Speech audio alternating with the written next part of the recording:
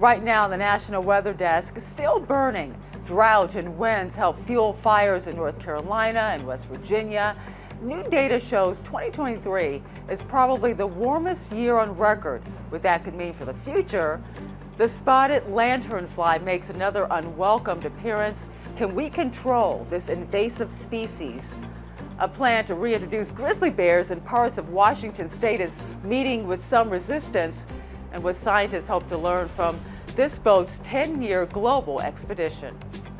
From our nation's capital, this is the National Weather Desk.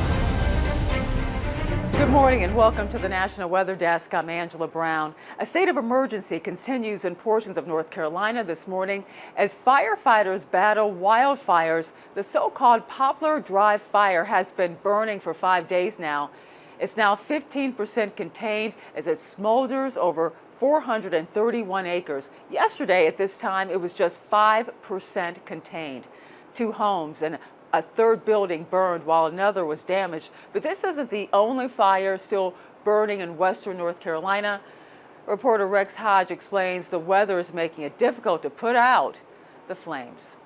Wildfires persist in both Cherokee and Jackson counties. Conditions remain warm and dry, and the wind doesn't help either. I was really nervous for real. Amber Simone lives near the East Fork Fire in Jackson County, on the eastern side of the Nantahala National Forest. I got out of the shower and I looked up there and seen a bunch of smoke coming up. Starting on Saturday, the North Carolina Forest Service says it's now up to 310 acres and 50% contained. No official word yet how it started. The U.S. Forest Service's Adrienne Rubiaco says crews responded immediately, establishing containment lines and conducting burnout operations. They're also providing structure protection to a few threatened structures. To the west in Cherokee County, the wildfire sparked by lightning now into its 3rd week. The Collett Ridge fire is currently at 2,919 acres. It's at 0% containment. 112 firefighters are on the ground cutting lines, plus an air attack, including 2 choppers and very large air tankers. We used 2 of those to drop retardant on the southwest corner of the fire to help slow that progression. Operations include lines dug by hand and by dozer and the use of natural barriers like creeks. So far, no structures are threatened or lost. Current conditions in our mountains mean a burn ban is in effect. The burn ban was issued by the North Carolina Forest Service, and it temporarily suspends all burning permits. With these drought conditions, it's going to be rain that fully puts them out. Firefighters have their hands full in parts of West Virginia.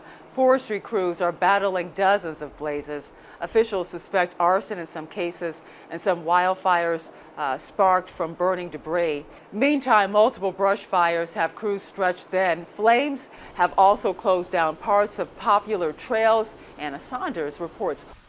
Mingo County's forestry fire warden, Jason Nelson, says he and his small crew have been working 16-hour-plus days since Friday night. The winds played a big factor. Right now we're stretched so thin that you may have 2 to 3 guys at each location trying to contain these fires. He says the fires have threatened about a dozen structures, but they have been able to contain them so far. They have threatened small parts of the Hatfield-McCoy Trail system too. Trail 54 in the Devil Ann system is closed, and so is Trail 14 in the Buffalo Mountain system. Executive Director Jeffrey Luss says these closures don't have a big impact on their already record-setting year of sales. But that's 7 or 8 miles of 1,100 miles of trails, and we're able to keep all the adjacent and adjoining trail systems open. Rider safety is our #1 important thing. Those with the Division of Forestry say the trails even help them. The trails are wonderful. They give us easy access into places we'd normally have to walk, and they do work as very well as for fire line construction as anchor points. But with new spots popping up daily, both forestry and the trail system looking forward to the possibility of incoming rain on Thursday. I would not burn at this time at all. We're having nighttime fires that are burning like daytime fires right now. And until we get some rain, I wouldn't burn anything. The Tri-Cities area of Tennessee and Virginia are dealing with their own fires. Meteorologist Kit Alexander explains why and has tips you can use during fire season. According to the National Weather Service, Moderate drought means a high fire risk. Streams, reservoirs, or wells are low. Some water shortage developing or imminent, and voluntary water use restrictions are requested. Here are some tips to help you prepare in case of a fire. First, create defensible space around your home by clearing all brush away. Any flammable material should be moved away from the home exterior, such as firewood piles, leaves, needles, anything that can burn. Additionally, experts say to trim back trees that overhang the house and to keep roofs and gutters clean of leaves and other debris. Those drought conditions Kit just mentioned come as 2023 is virtually certain to be the warmest on record. That's the word from European Union scientists this morning.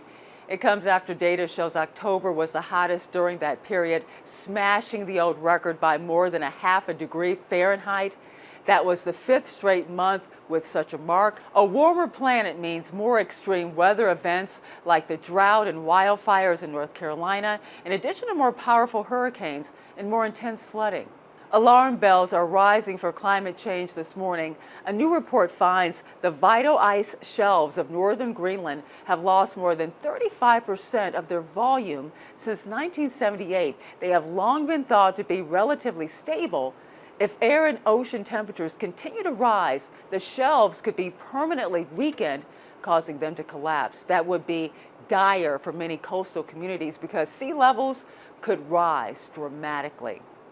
New Orleans police are out in force this morning, prepared to close highways if fog and smoke make it more difficult to see, and that's exactly what happened Tuesday morning.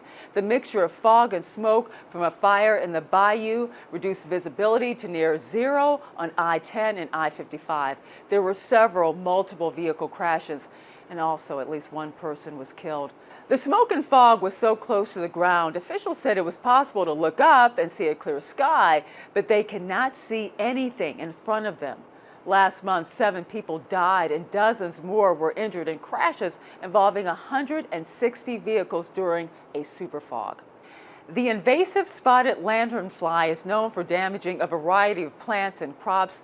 The insect is native to Asia. It was first seen in the United States nearly a decade ago in Pennsylvania. 6 years later, they were found in New York City. Now they have made their way to Rochester and western New York.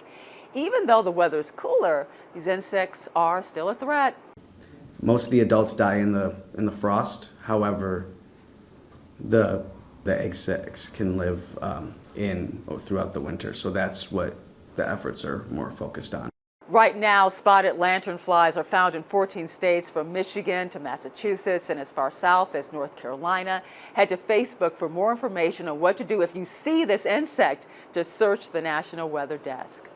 Deer are found in every state, so you are always at risk of having one cross your path on the road. Today, we're reminding you what to do and not to do when deer could be nearby. Meteorologist Trevor Robideau has some advice to avoid a possible collision.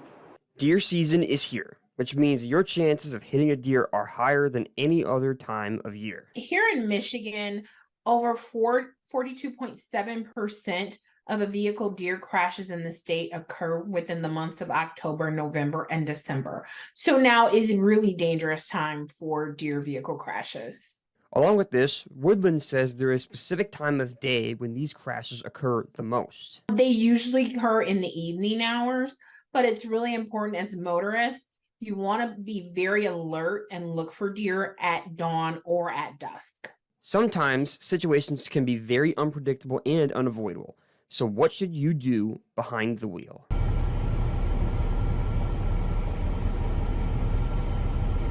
If a crash is unavoidable, don't swerve, brake firmly, hold onto the steering wheel, stay in your lane, and bring the vehicle to a controlled stop.